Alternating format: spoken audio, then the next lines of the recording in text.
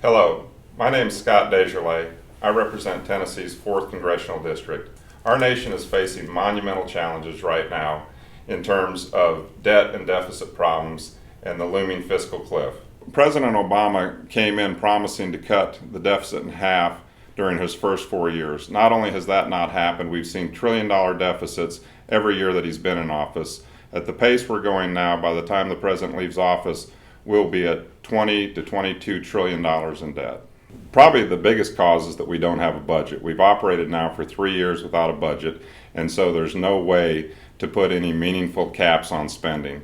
The federal government knows what we get each year in revenue. We know we've been going in debt $1 trillion a year now for 4 years, and that's unsustainable. We have to sit down, find meaningful spending cuts across government to move towards a balanced budget.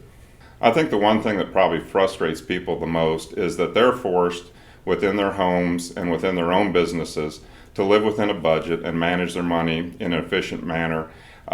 They can try to get loans, they can try to get credit limit increases, but they know that that's not the answer. But yet they see the federal government take their tax dollars, continue to waste and spend, and mortgage our children's futures. So I think that it's hard for people to comprehend how they are expected to do things in a responsible fashion, yet the government does not lead by example.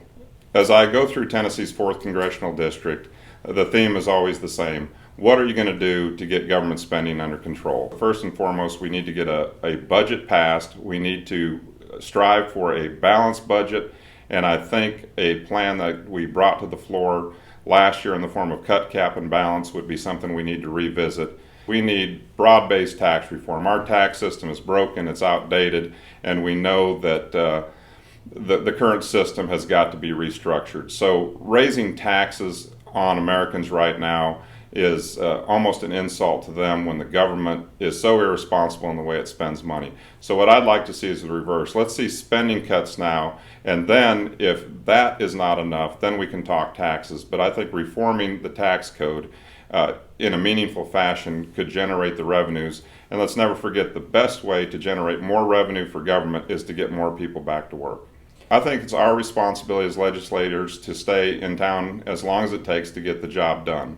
The real world doesn't function on holidays, breaks, and recesses. This is an issue that's vital to our country's survival financially, and we will stay in town until the work is done.